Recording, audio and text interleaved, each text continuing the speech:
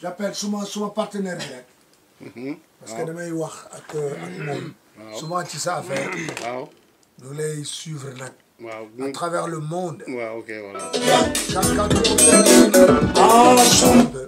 Quand tu es aux États-Unis, en France, ouais, tout ça. en Italie et tout ça pour tes défilés et tout ça, on suit tout ça de très près ici.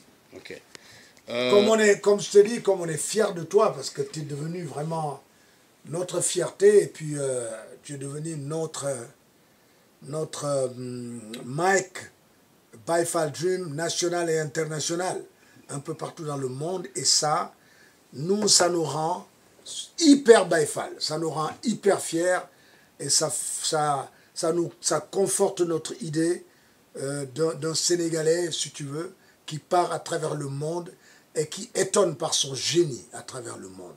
C'est ça que moi j'ai comme lecture en te regardant à travers tous tes défilés que tu fais à travers le monde. Et sache que le Sénégal, ou le Sénégalais que je suis, ou le Sénégal, le peuple qu'on est très très très fier de toi. Pour ce que tu fais, merci pour tout ce que tu fais pour la communauté africaine et spécialement pour la communauté sénégalaise. Comme je dis souvent, Mike est profondément sénégalais, mais il est profondément rebelle. C'est sa rébellitude. La rébellitude. Alors, Voilà. ça, tu vois, voilà. C'est sa rébellitude qui fait que Mike est devenu ce qu'il est devenu. Parce que moi, je l'ai connu je t'ai connu il y a presque plus 30 ans. Plus de 30 ans. Il y a presque 30 ans. Mais plus de 30 ans. Plus de 30 ans, oui, Ouais. Tu m'as connu très jeune. À Châtelet. À Châtelet, la première boutique de Baifal Dream. Voilà, Baifal Dream. Ouais, et jusqu'à aujourd'hui, tout le monde entier parle de Baifal Dream and the Human Tribe. And the Human Tribe, absolument. Je suis fier de ça. Non, mais en plus, tu es l'un des premiers artistes qui a cru en moi, qui a porté mes vêtements, enfin mes œuvres, et qui les a aussi propulsés avec Carlos Santana. Ah, absolument. Kali, tu as porté ça un peu partout dans tes tournées. Tu as aussi promotionné le concept de Baifal Dream, et j'en suis fier d'être ici aujourd'hui, dans ton studio à l'île d'Angor, dans le village de l'île d'Angor, qui est un des villages les plus réputés du Sénégal. C'est clair. Et il faut le dire parce que c'est un lieu magique, parce que c'est une île, c'est carrément un village où il n'y a pas de voiture, où on y rentre à pied. Non, il n'y a pas de pollution ici. Et c'est extra, parce que c'est ça qui est fort et qui est beau, c'est que dès qu'on rentre dans le village, on sent l'esprit de famille, on sent que c'est des familles réunies. On sent d'ailleurs toute l'ouverture dont Idrissa Diop a toujours prôné, c'est cet esprit justement de communion, de fusion, de mettre les gens toujours en place avec des idées communes et justement de travailler avec l'esprit justement de solidarité et d'ouverture. C'est ce côté fusionnel d'ailleurs qu'on sent dans ta musique. Mais de toute façon, toi tu me connais, hein. Oui, mais mais j'avais pas... Ce projet-là que je suis en train de faire, c'est un projet que j'ai depuis 2 ans, 3 ans. Celui-là qui est en train d'être cuisiné, qui est en train de se cuisiner là. Absolument, parce que je voulais montrer aux Sénégalais que je savais faire sénégalais, la musique sénégalaise, mais que mon terrain de chasse, c'est de la fusion. La fusion, oui, voilà, c'est ce que j'appelle le turbo sonore. Voilà, c'est ce turbo sonore-là que j'avais envie de présenter ça aux Sénégalais. Et ça, je cuisine ça depuis 3 ans. Et on est presque à la fin. Mais comme moi, je suis un éternel insatisfait, je vais peut-être partir jusqu'à 4, 5, 6 ans, peut-être avant de terminer ce projet, comme je le sens, parce que on a la chance d'avoir des polyrythmiques au Sénégal, ici, avec les Serer Ndjouk, la basse Casamance avec les balafons ballantes, avec les Soruba, les Bougarabou et tout ça. On a cette chance-là, et avec les Peuls, Bundu de là-bas, de Tambacounda et de Kédougou, et d'autres ethnies encore, les Soninke, les Rasumke, et les Bambara et tout ça. On a une chance énorme dans cette polyrythmicité-là. Oui, absolument. Et ça, j'en profite pour justement mettre toutes ces polyrythmiques-là dans une fusion. Parce que quand on dit Djamam ou Kalam, quand on dit Djamtaru Bataru Ulay Moutaj, moi je dis Bataru Ulay Moutajati. Ah, Moutajati, donc c'est-à-dire que c'est-à-dire que là, il y a un prolongement de sonorité et un prolongement d'état d'esprit là. Absolument. Ouais. Donc en fait, on sent encore Idrissa Diop qui va vers la fusion des passerelles, qui va vers l'universalité, qui est en même temps dans un esprit diversitaire, comme tu as toujours eu l'occasion de vivre les choses.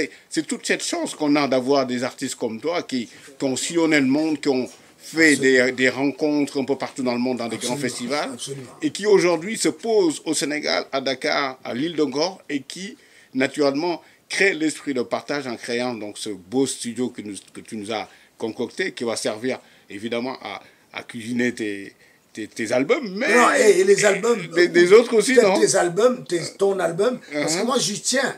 Je te dis que depuis très longtemps, je te tanne. Oui, c'est vrai. Je te dis, je t'embête avec mes trucs. Non, mais tu m'embêtes jamais. Pour te cuisiner un turbo de folie. Oui, non, avec des ngoni, avec de la cora, voilà. avec ton coralire. La coralire, là, oui. Avec la coralire, avec des tambours. Mais tu as été l'un des premiers qui m'a aussi, Dieu merci, donné la chance de faire le premier album que je vais naturellement sortir, parce que cet album-là, qui est un des albums, justement, j'ai eu l'occasion de faire à Paris. Oui, mais c'est Nari Attack. Nari Attack. Bilibili Moto, Nari Attack. Oh, c'est joli, ça. Mais non, mais celui-là, dès que je présente mes collections et que je le mets, les gens ils viennent, mais c'est qui chante, machin, ils savent pas que c'est moi, et c'est ça, moi, tu sais, je suis comme toi, j'aime surprendre. Ouais. Moi, c'est ça qui m'intéresse dans cette démarche-là, c'est de pouvoir donner aussi la chance à des gens de découvrir des facettes, des passerelles, comme on le disait tout à l'heure, parce que nous, on est des connecteurs,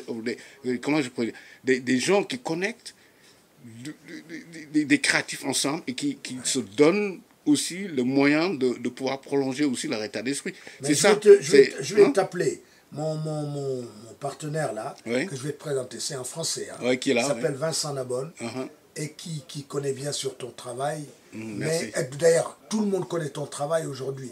Fodé Silla, il est souvent ici. Oui, Fodé, oui, qui est mon frère, que j'adore, que j'aime beaucoup. Il est souvent ici. Tu vois? Et je peux te dire que... Fodé, avec qui j'ai fait d'ailleurs... venez, viens. Etienne, viens, venez. Ouais, non, c'est beau parce que c'est tout le travail justement de fusion. Etienne, viens. C'est excellent. Là, on est vraiment... Ton album, tu vas le faire ici à A à Z. Ok, d'accord. Avec grand plaisir. Ouais. Voilà, donc l'album de Mike Sylla, prochainement ici dans le labo de Idrissa Diop, avec évidemment... Ça s'appelle Ngor Island Studio. Ngor Island Studio, avec mon frère, donc Etienne Diop, avec qui je collabore aussi, qui est quelqu'un de très, très, très proche de moi, parce qu'on se connaît depuis plus de 30-35 ans, comme Idrissa Diop aussi. Mais ce qui est beau, c'est qu'Etienne aussi est un des plus grands techniciens que le Sénégal a eu l'occasion vraiment de mettre au monde, parce qu'il travaille à Radio France, et puis surtout, c'est quelqu'un aussi qui nous a aussi montrer son talent en venant au Sénégal de temps en temps, à monter des studios, à donner la possibilité aux Sénégalais de s'ouvrir vers des nouvelles sonorités, donc des nouvelles installations. Etienne, aujourd'hui, tu es ici dans le labo de ton grand frère Idrissa Diop. C'est quoi tes impressions? Bah, écoute, déjà, je regarde l'environnement. Le cadre est idyllique. Ouais, ça, c'est le mot idyllique. Je dis idyllique, voilà. Donc, tu vois, Ngor Studio, voilà, qui est un lieu qui nous a été concocté par le grand frère Idrissa Diop. C'est bien. Hein? On sent qu'il y a du potentiel, qu'il y a quelque chose à faire. Il y a un esprit de partage comme Idrissa Diop a toujours voulu apporter. Hein? C'est ça, Etienne, hein? Parce que tu le connais mieux que moi aussi, parce que évidemment, tu as eu l'occasion de collaborer avec lui. Et puis avec Ndemsial, Charlie Turpin, paix à son âme. Oui, donc il y a le grand Charlie. Le grand Charlie. Et donc Idrissa. Rue de Vaucouleurs. Vaucouleurs, donc dans le 20e, 19-20e. Donc voilà, en fait, toute cette approche, grand frère, que tu as hissé plus haut dans des endroits, excuse-nous, hein, tonton. Ouais. Dans des endroits vraiment inhabituels que tu as eu l'occasion de montrer le Sénégal, de par sa pluralité, plutôt j'allais dire sonore. C'est qu'aujourd'hui, on sent qu'ici, dans ce studio, c'est aussi un des lieux où, naturellement, tu vas pouvoir labotiser des nouveaux sons, des nouvelles expériences. C'est quoi, en fait, le vrai message en dehors de l'aspect diversité que tu essaies de prôner à travers la musique? C'est le message, c'est qu'il faut s'inspirer du vieux baobab. Moi c'est ma devise, quoi. Inspire-toi toujours du vieux baobab, parce qu'un baobab, ça vit 900 ans, ça vit 1500 ans. Ouais. Il est témoin de beaucoup de choses, cet arbre magique, qui est notre emblème ici en Afrique. Moi, je m'inspire beaucoup, parce que même quand j'étais en France, ou quand je travaillais avec des gens aux États-Unis et tout ça, je pensais toujours à cet emblème-là, du baobab. Du baobab. Cet arbre-là. Ouais. Robuste et jeune. Voilà. Et dynamique. Voilà, exactement. Quand je suis rentré au Sénégal, quand j'ai parlé avec mon ami et mon partenaire Vincent Nabonne, je lui ai dit, écoute, on va construire un studio en bordure de mer, on va mettre un bateau à côté, on va construire des appartements en bas, on va construire une sorte de cuisine et une sorte de mini-restaurant à côté, où les gens, quand ils viennent ici à Ngor Island Studio, ils peuvent se permettre de rêver, ils peuvent se permettre de créer, et surtout, ils ont si tu veux, comme tu disais tout à l'heure, cet esprit de partage. Parce que dans le village de Ngor, il faut savoir que c'est un village de pêcheurs, de lébous. Les lébous, c'est on sait, on connaît, c'est des êtres formidables qui ont le sens du partage. Absolument. Et le sens de l'honneur. C'est pour ça que quand on est venu ici dans ce village-là, on a eu l'idée de construire ce studio, mais dans la mer. Dans la mer, oui, parce que je vous signale que les gars, la mer est juste là, hein, derrière cette vitrine-là, vous voyez la mer plus loin, voilà, vous voyez l'île de Ngor qui est un peu plus haut, et là, justement, tranquillement, vous voyez l'eau qui est là en train de se ruisseler et qui tape directement sur le Ngor Island Studio.